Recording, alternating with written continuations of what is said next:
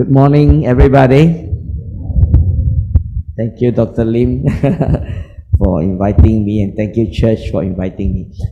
I like to start with a disclaimer. Yeah, I am not the kind of fasting people. Some people think that those in the full-time ministry, out of 365 days, they should be fasting at least half of those 365 days. I am not a person like that. Yeah, okay. And Richard Foster, a very famous writer, say that fasting is actually a spiritual discipline.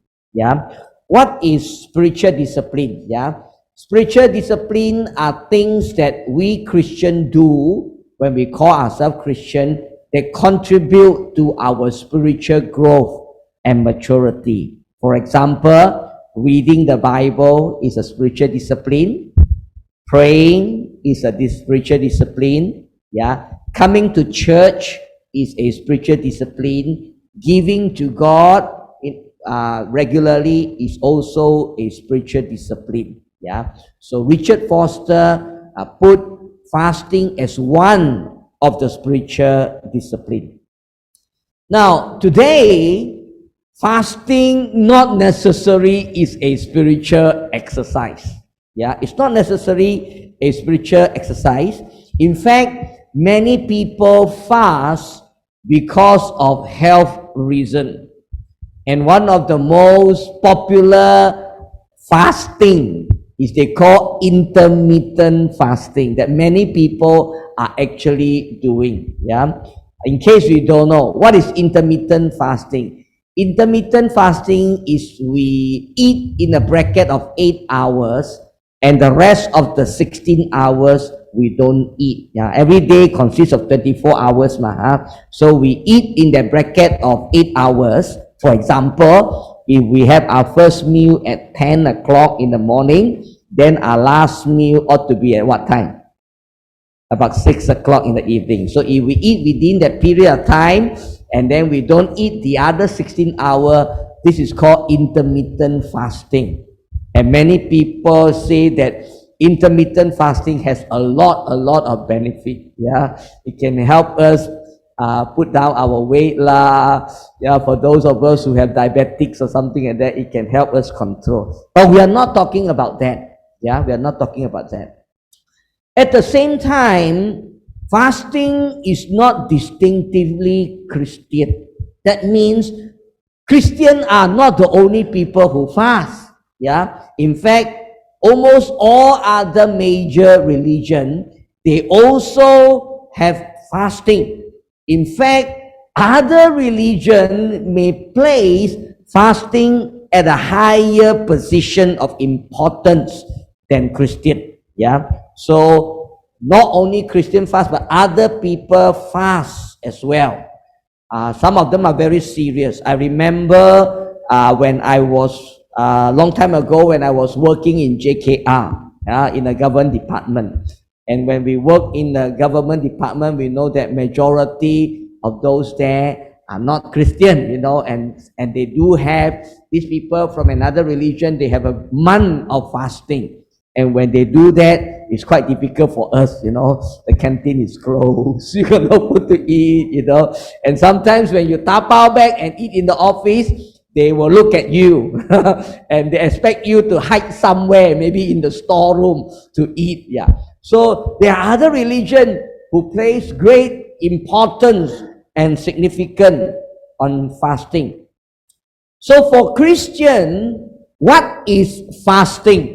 Yeah, for Christian, what is fasting? I've taken this definition from another famous preacher, John Piper. He says that fasting is the temporary renunciation of something good and necessary. Temporary renunciation or temporary abstinence. We abstain from it. And often it is related to food.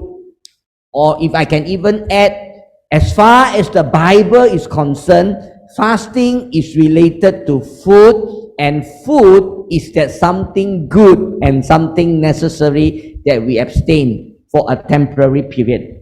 But today, as society change and as Christian theology develop, some people say, I fast from Facebook, I fast from TV, for example, I fast from Netflix, I fast from certain entertainment, I fast from social media. So some Christians have expanded the fasting to cover other aspect of life because society have changed.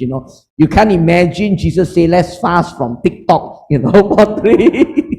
for 3 days, no such thing. Yeah. Okay, so fasting for the Christian is the temporary renunciation of something good and necessary, and it is not just renunciation per se. Yeah. So sometimes when I meet some friend and they offer me food and I say, sorry, I don't want to eat. Then they ask me, are you fasting? Then I'll tell them, no, I'm starving. So if we abstain from food with no good reason, it is similar to starving, like no money to buy food. But for the Christian, fasting is we abstain it in order to intensify something, to intensify our expression or our seeking for something greater. And in the case of Christian, we are seeking for God. We are focusing on His work, His ministry, both in our life and sometimes even in the church and even in society.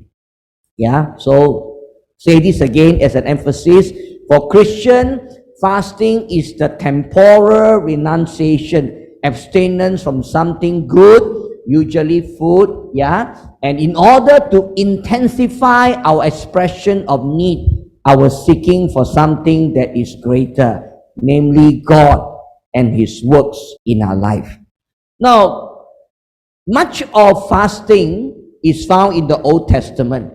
In fact, if we look into the New Testament, I think in totality there is not more than half a dozen of passages in the whole of the New Testament that talk about fasting. So much of fasting is related to the Old Testament. So should we practice or not as Christians?